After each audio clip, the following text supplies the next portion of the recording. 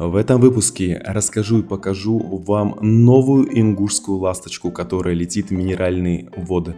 Ну и, конечно же, прогуляемся с вами по самим минеральным водам.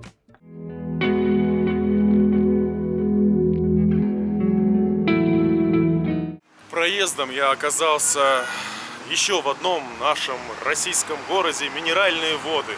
Здесь находится аэропорт, из которого я полечу в Армению, ну а дальше уже поеду в Грузию. Всех моих подписчиков, а также постоянных зрителей я приветствую. Меня зовут Артем, и вы находитесь на моем канале о путешествиях и не только. И хочу вам показать то, что мне удалось увидеть здесь в Минеральных водах, в этом небольшом городе. Если начинать блог, в целом, что я знаю про минеральные воды?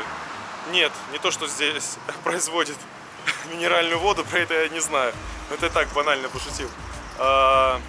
Ничего не знаю, я здесь первый раз.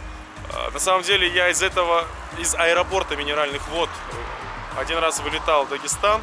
У нас была пересадка из Краснодара. Краснодар минеральные воды, Махачкала. И все. И заправлялись на федеральной трассе. Больше меня здесь не было.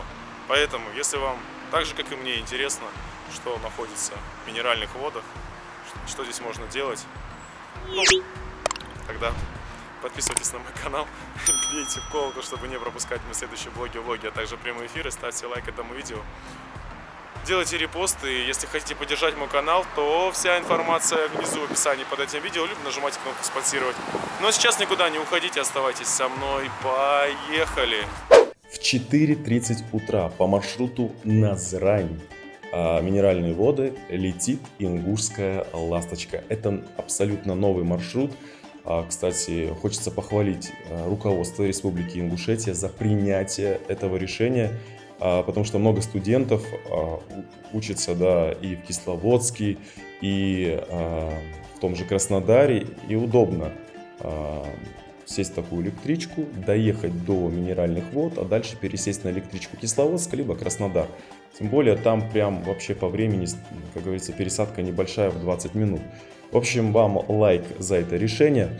Что касается плюсов и минусов этой электрички. Ну, о плюсах. Конечно, это новенькие вагоны, это мягкие сиденья, это кондиционер, это зарядное устройство, естественно, есть в нем. В принципе, такие ласточки, они по всей России ходят. И Ингушетия теперь тоже не исключение. А так как я часто гость Республики Ингушетия, для меня это тоже очень важно и очень удобно. Опять же, доехать до Минвод, дальше через 20 минут пересесть и уже на другой электричке поехать на такой же ласточке в Краснодар. Вот для меня это супер, и много времени я сэкономлю, как говорится. А в нашей жизни, знаете, время — это деньги. Очень дружелюбные работники на этой ласточке, персонал. Единственный минус, что мне не понравилось, это цены. Цены на продукцию. Там кофе, чай, кола, сэндвичи. Такое ощущение, что я ехал в ласточке московской, а не в ингушской, потому что в Ингушетии нет таких зарплат. Мне кажется, цены нужно опустить. И что касается цен, зато очень приятная цена на эту электричку — 398 рублей, там плюс-минус. Но пока что это так, потому что 7 числа это стоило 1000 рублей, а потом я увидел, что 398 рублей, ну согласитесь, это вообще недорого. Я на этой электричке, на этой ласточке, так будет красивее, ехал, наверное, второй это был, наверное, рейс, 9 сентября. Поэтому она была пустой, а вообще пользуйтесь, очень удобно. Рекомендую. Только цены надо, наверное, на чай и кофе немножко спустить. На ней же будут ездить студенты. А у студентов нет столько денег. Ну что, друзья, мы благополучно добрались до Минеральных вод с ребятами, с ингушами, с которыми я познакомился в поезде. Рассказывайте, понравилось вам? Да, очень понравилось. Очень понравилось. Лучше, чем автобус. А по цене? Сколько автобус стоил? Автобус 580 до Кисловодска, до Минерального, я не знаю. А по времени сколько было ехать? По времени 5 часов. 5 часов. Теперь удобнее, кстати. 400 рублей Да. недорого. Да, отсюда до Кисловодска 100 рублей. А ты едешь вместе с друзьями, братьями своими. Кисловодск. Зачем? Кисловодск зачем? Учиться? Ну, да. Уже 4-й год там. Единственное, что мы вот здесь ехали, и я обратил внимание, что поезд пустой пока что. Да. Поэтому делаем рекламу, чтобы больше людей пользовались маршрутом Назрань минеральные воды. Да, он стесняется. Ингуши всегда стеснительные, они камеры не очень любят. Да? Вот. Красавчик. Вот, все мужчины видно. Вот левый номера сразу, да.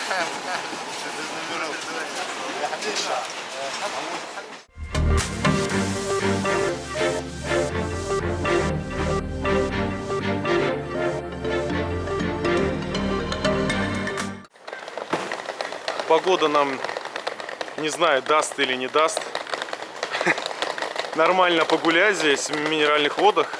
Заодно я и поснимаю еще один российский город здесь, на Кавказе. Кстати, очень красивый вокзал. Прям очень. Мы глупо, короче, зашли. Я думал, что внутри вокзала есть камера хранения. Нам сказали нет, нужно спуститься вот на первой платформе. Где-то в переходе есть камера хранения. Куда я направляюсь? Так, сорян, что на объектив, видите, заморосило. Идет дождик такой небольшой. Блин, надеюсь, он сейчас прекратится, потому что не хочется сидеть где-то в кафе, хочется гулять, смотреть.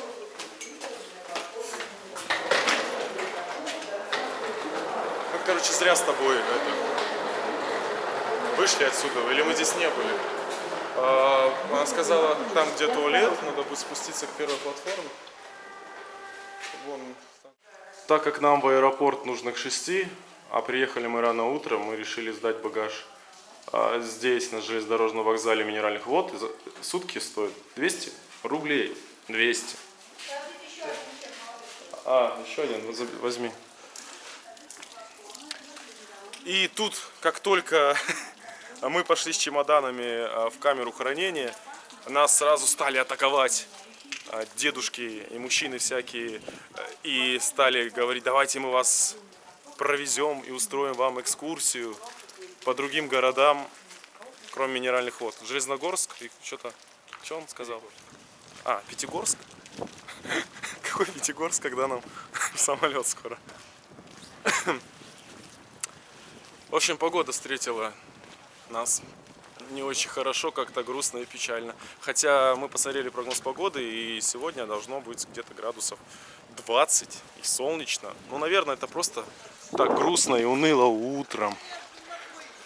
Ну что, немного я покажу вам минеральные воды. Ну что, 100 рублей? Да. Слушаться дедушку. Ну, нормально, 200 недорого. Вот. Вот этот тот самый дедушка, который нам предложил экскурсию за 3000 рублей в 2 города. За двоих. И то он сказал, если вам типа не понравится, вы сможете не заплатить. Но так не бывает. В конце экскурсии вам лучше, точнее скажут 5000, а не 3000 в итоге. Раз вам понравилось, то доплатите. А он еще возмущается, что я 200 рублей. То есть сейчас за двоих 400 рублей заплатили за багаж. Да лучше 400 заплатить, чем 3000. Сами будем по себе ходить, смотреть. Вот ласточка. По-моему, той, на которой мы приехали, да, наверное, или нет? Или это уже другая ласточка? Красивый очень вокзал, мне нравится. Красота. Все, погнали гулять. Так как я сегодня с утра не завтракал, встретил с другом первую попавшуюся столовую и решили сюда заглянуть, но и заодно недалеко, кстати, от вокзала находится. Покажу вам цены в минеральных водах. Компот из сухофруктов 20 рублей за граненый стакан. Есть сок персиковый, 25 рублей. Яблочный тоже 25 рублей. И томатный. В общем, выбора много. Я возьму вишневый, наверное. Кстати, здесь очень добродушная женщина ходит и заботится о клиентах. Вот положила салфеточку. Салат монастырь 27 рублей.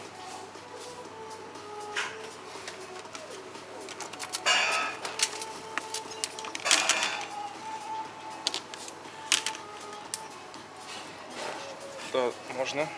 Сейчас что-то не мешает. Возьмем оливьешечку. Оп. Здравствуйте.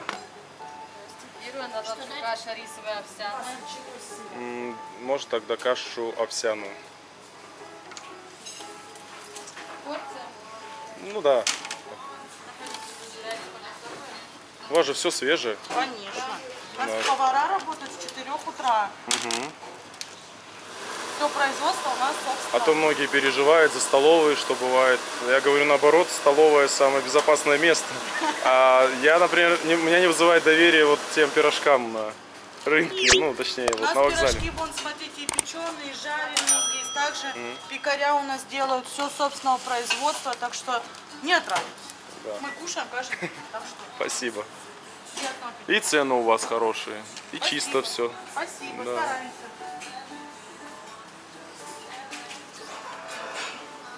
Котлета вот куриная, 54 рубля, но это точно не на завтрак. Я жду свою кашу. Возьми себе поднос вот там в начале. Здесь столько всего вкусного, глаза разбегаются, но для завтрака это, конечно, тяжеловато все. Но пирожок точно возьму какой-нибудь. После завтрака я отправился на небольшую прогулку по минеральным водам.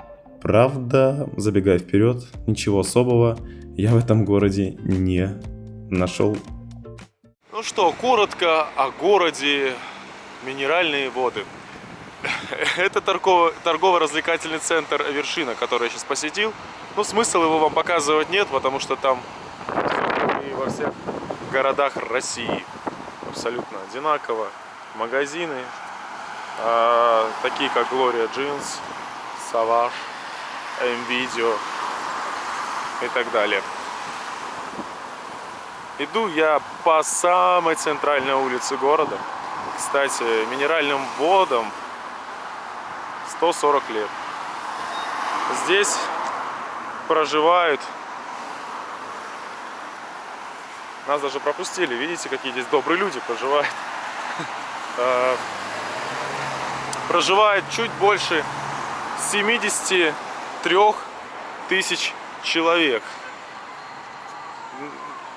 И среди национальностей здесь русские, армяне, украинцы, греки. Но мы все здесь со своим другом встречали больше не русских, армян.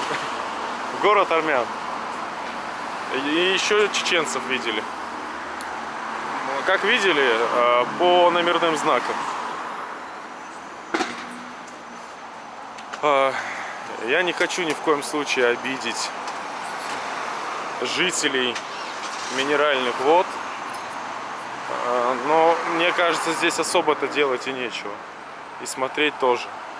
Поэтому нам реально дедушка тот предложил: поехали, я вас отвезу в Пятигорск, но нам никуда не нужно. Мы и без него могли уехать, тут еще и автобусы ходят, едут. Ну, как-то так. И никак иначе. Все очень грустно. Немного истории минеральных вод.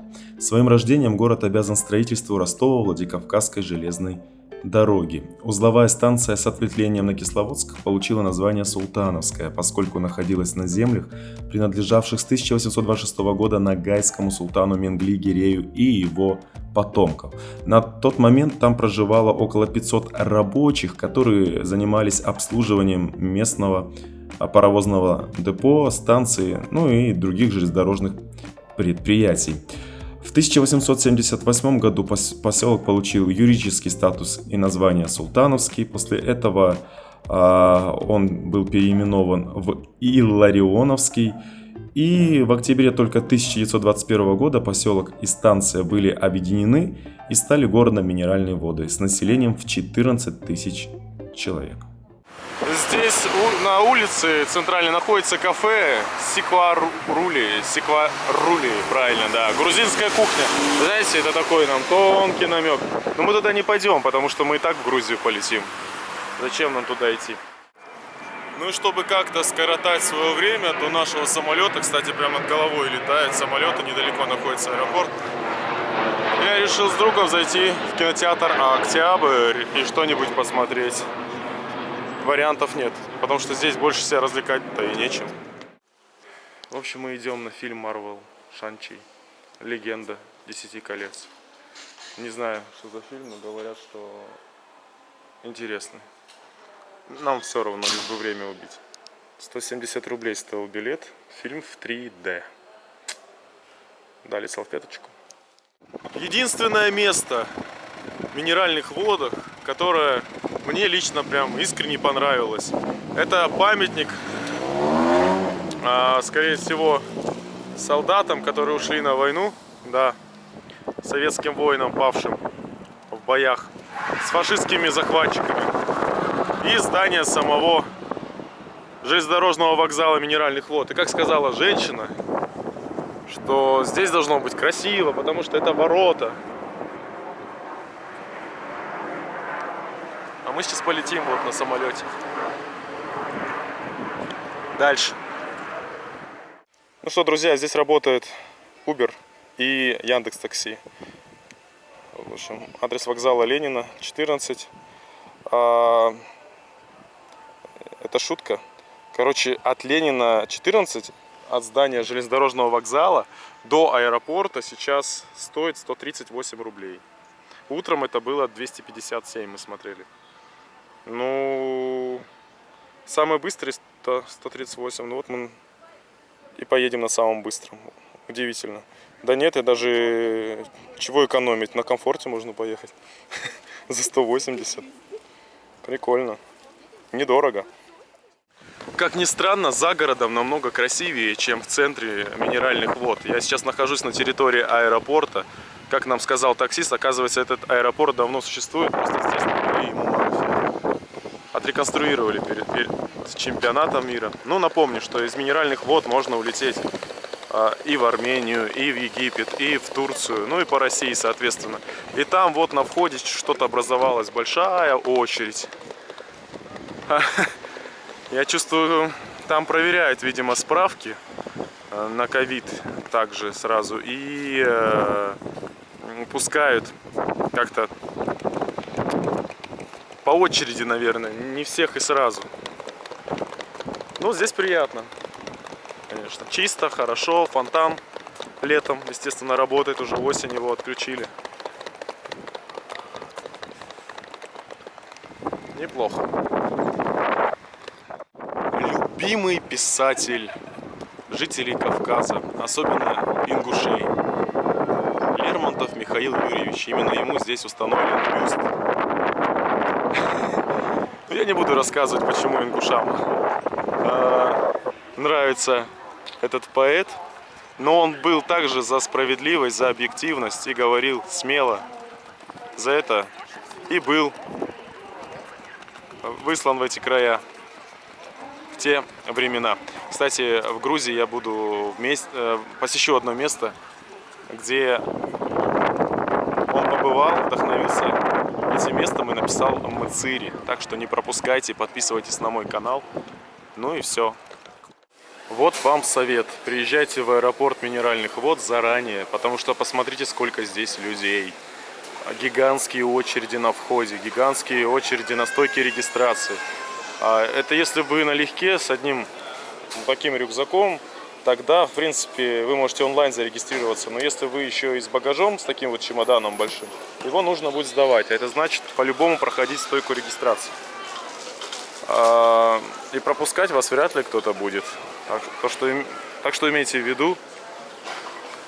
Я со своим другом вместе мы ждем, когда появится номер на табло стойки регистрации, чтобы зарегистрировать багаж, получить посадочный билет и пройти вот по этому вылету международных рейсов.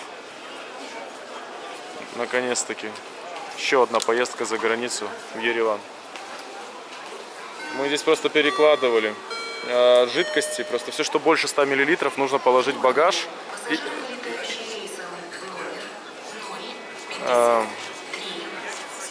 Ты можешь оставить, это можно. Жидкости нельзя больше 100 мл. Заберутся. Жидкости тоже, имейте в виду, больше 100 мл. Ваш парфюм и так далее. Все это нужно положить в багаж. Если не хотите выбрасывать свою воду, тоже положите в багаж, она долетит. Лайфхак. Футболки по 900 рублей Эльбрус. Ну тут так все. Аэропорт дороговато, тут даже сникерс стоит по 110 рублей.